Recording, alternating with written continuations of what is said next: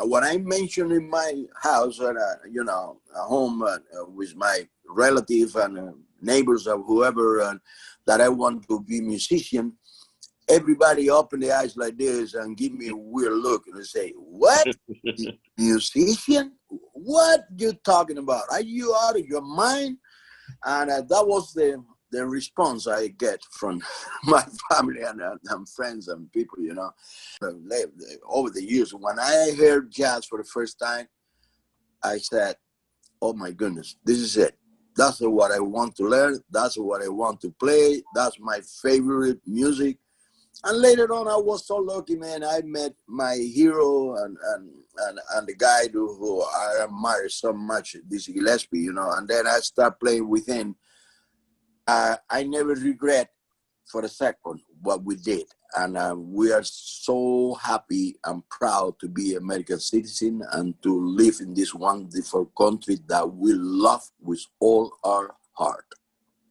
Before I talk about that, I would like to acknowledge that you, Richard Dunscombe, gave me my first job in the U.S. If you look at the people in my father's generation, you know, Charlie Parker was born in the same year.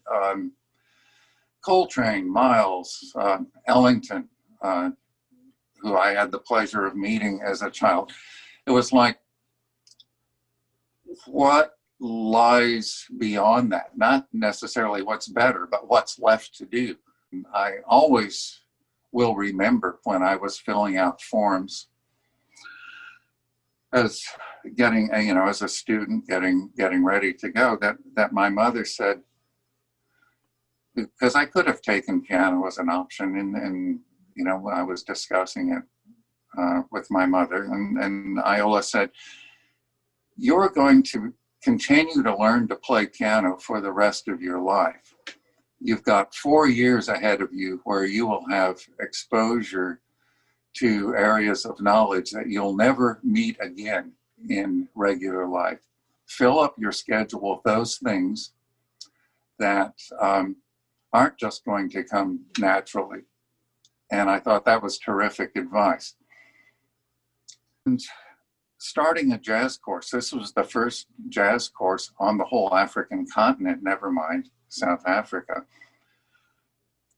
provided a way in for very talented students. And that meant Black students as well as white students and students from all of the constituent groups.